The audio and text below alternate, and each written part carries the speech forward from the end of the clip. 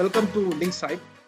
We are a platform where we discuss various topics related to cybersecurity with different cybersecurity experts working in various industries, where they share their knowledge, experiences, advices, and suggestions through our platform. So we believe that this will be very helpful for other cybersecurity experts, industry experts who can analyze and adopt these suggestions and advices from the industry experts to their organizations to ensure or improvise their cybersecurity postures in their environment. So today with us, Mr. Jeevan Badigari is joining, who is the Director of Information Security and Governance in Damac Properties, UAE. Welcome, Jeevan. Welcome to LinkCyb. Hi, Jeevan. So, hi, Rajesh. How are you doing? Thank you so much. Excellent. I'm doing great. Pleasure to be on this.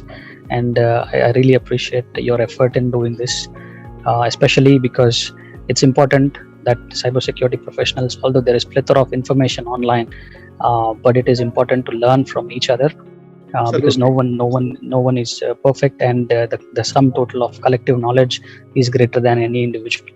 Absolutely. So it's always important to learn from each other, especially insights. What they have learned based on their experience and based on their work environment.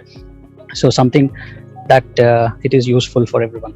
So thank you for the opportunity. So I'd like to share some of my thoughts on two aspects. One specifically on the technology, what I see in terms of market observation, and where are the new additional technologies that are moving towards. The second aspect is what I have personally adopted in terms of cyber hygiene and how it can help any organization that can that's a proven mechanism that they can try on. Absolutely. So the first element is on the market reading side. Again, touching specifically based on my recent visit to RSA. So I have made some analysis based on where the market trend is in terms of new technologies, new products. Where it is moving towards. So what I've noticed is recently legacy technologies are nowhere in the picture.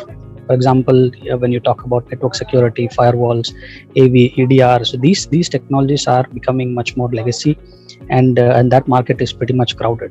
However, now it's important that with every company virtually going into digital transformation, so the cloud adoption has significantly increased. So with that being said, increased use of APIs, every organization that they are working with software. So more software, more packages to deal with, all of it requires API security. So that is a segment that is really booming today. Similarly, another trend I've noticed is on the passwordless authentication. Absolutely. As we know, password have been around for several decades now. And part of the problem is every organization that we have, whether it is LDAP, Kerberos, and or any other stored credentials in browser. There is a saying that hackers don't break in, they log in. So part of the problem is always passwords. So I see a big trend that the industry is moving more towards passwordless. There are quite a number of products around this space. Having said that, actually, just want to understand, like in the recent past years, there are many methodologies and technologies have been emerged in this, in the same domain what we are talking about. Especially like when we talk about zero trust. Zero trust, actually. So what's your take on that zero trust, actually, if you say like how adaptive it is, how affordable it is, and how easy in terms of considering the agility part of the organization at this moment? Yeah, like in cybersecurity, we don't have any shortage of acronyms, right? Or buzzwords. There are quite a lot of acronyms and buzzwords, and I see zero trust as also becoming one of those. In practically, according to Gartner, zero trust is an architecture. It's basically it's a goal or objective for anyone to reach. It's not a set of technologies, or it's not a set of framework per se. However, it's a journey. Zero trust is a journey. It is a collection of process right mindset, right policies being in place, and of course right technologies. But you can't just plug in one tool and say, okay, I have zero trust in place today. Absolutely. Because zero trust has to be embedded from ground up. If you have the processes that you do not trust any device, any application, you do not trust any user, you do not trust any process, but verify. So, and again, that goes into every single layer, whether it is on the network layer, endpoint layer, application layer, database layer, and all of that. So to me, zero trust can be achieved on day one. It's a goal that every organization needs to think about and work towards, and someday that we can measure against becoming mature in that segment. But in my view, we can't just put one technology and say that we are zero trust compliant or we have zero trust. Yeah, it's, as you said, it's a collective, effort, or collective mechanism with multiple technologies together working actually. So with which, the one which you're telling about, like the passwordless authentications or next level authentications technologies will be working together all together, right? Yeah. Correct. Absolutely. So again, another trend which I noticed is consolidation. So this is also something that Gartner has mentioned in their 2022 cybersecurity trends.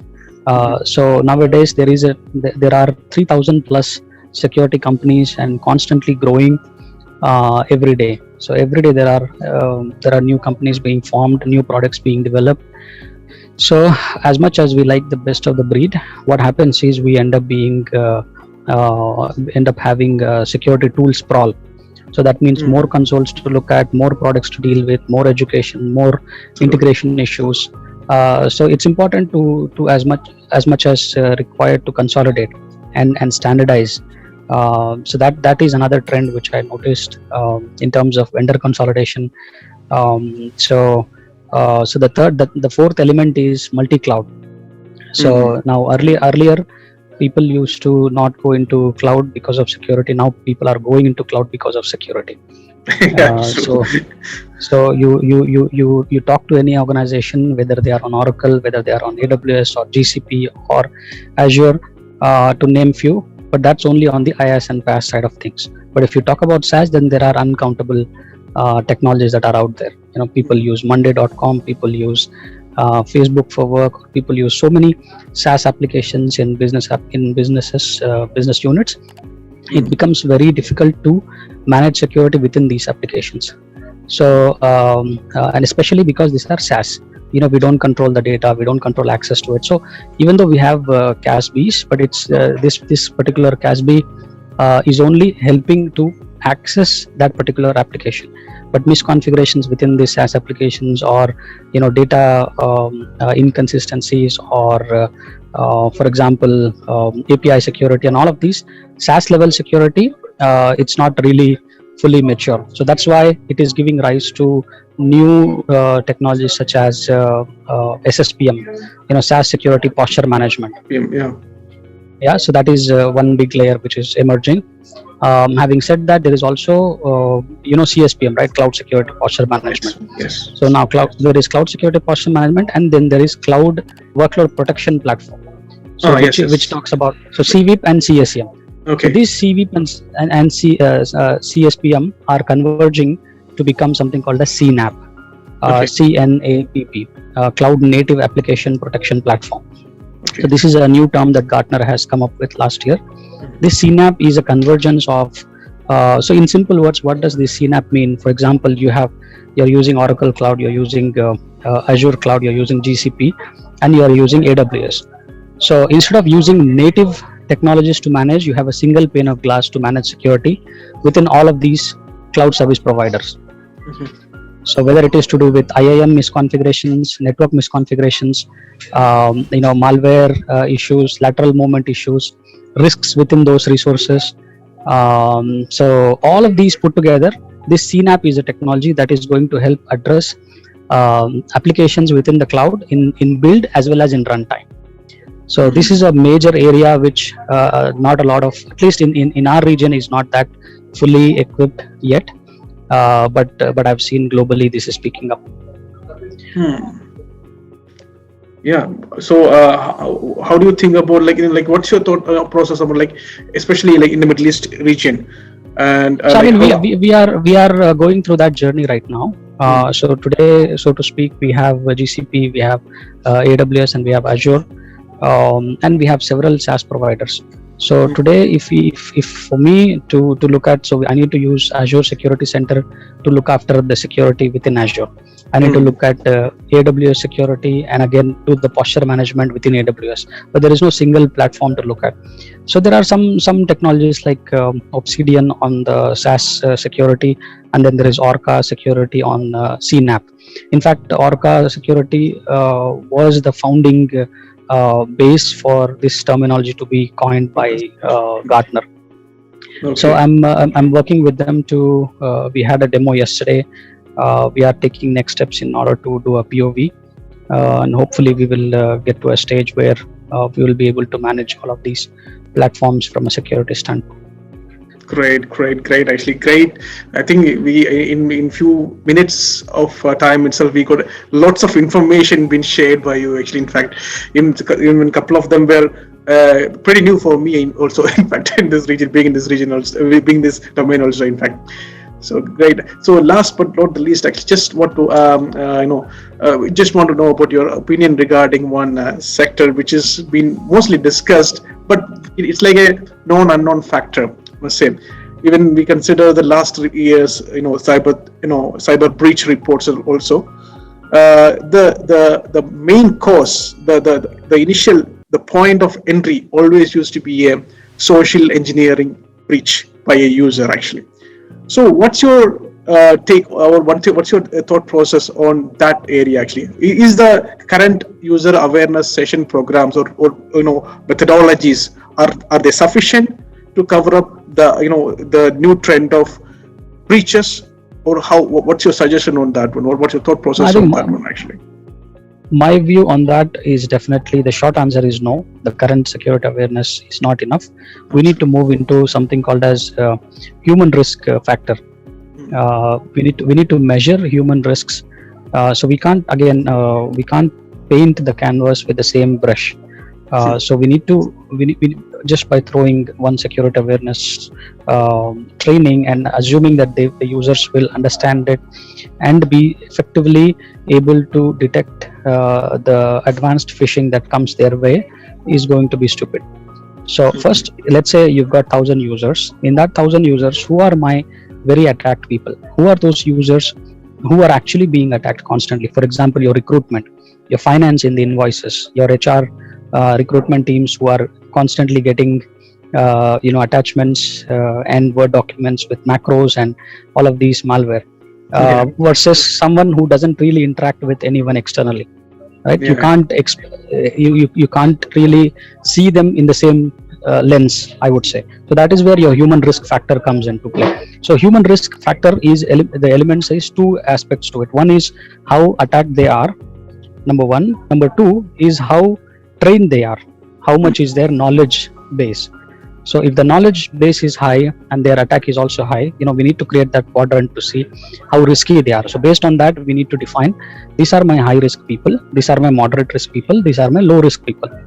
So in the high risk people, you need the frequency of training, the methodology of being training, and also there are tools today such as one thing that comes to my mind is called Outthink. There is a tool called Outthink. Yes. So there is a mathematical principle that they talk about. Again, it's arguable to say how they define it, but in essence, what that actually conveys the message is about conventional training won't help.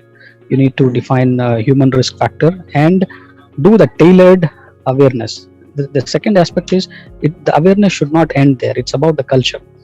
So we need to engage them in a much more aspect. For example, they can be phished not necessarily on their official account, but they can be phished on their Gmail account. Yes. Right. So it's important that they stay, especially their personal accounts, their social media. For example, they open a LinkedIn or Instagram post which had recently we saw one attack which had 80 million Facebook credentials compromised from a malware that was embedded within a video. Of one of the posts that was there in Facebook, which resulted in 80 million malware compromise. So imagine users using their official accounts to sign up to these social media platforms. Imagine their kids. Nowadays, people working from home, them accessing something in the same home network. Again, there is no VLAN segmentation, there is no firewall. So their kids' laptop getting compromised from the same network, the corporate machine getting compromised. So all of these things come into picture in terms of human risk factor by determining where is your risk lying, and then giving that rigorous cultural shift for these users would be an approach that I think all of us should take. Now, again, I'm not saying we are currently doing it. It's a journey. We are working towards that, and it's something, a key takeaway for everyone to look after. It's a decentralized risk management at this moment. You will be able to provide. Yep. You can't point on a particular area where you have the risk management can be done. And we have to continuously bring that awareness shift within that culture, and again have a way to measure that. Last quarter, these users, this set of users, their risk profile was this. Have they dropped down, or have they increased? What is their risk scoring? So that measuring criteria will give much more cohesive approach towards strengthening the human risk factor. Perfect. So that's, I think, great. I know great knowledge has been shared here actually by you. Actually, thanks a lot for that one. So actually, being from LinkCyb team, I actually would like to thank you for joining us today. For sharing a broad knowledge, I must say, very, very,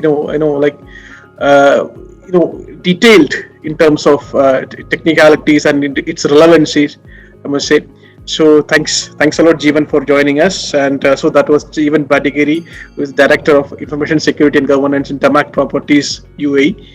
So thank you so much for joining us, we'll be in touch soon. Pleasure is mine. Thank you so much.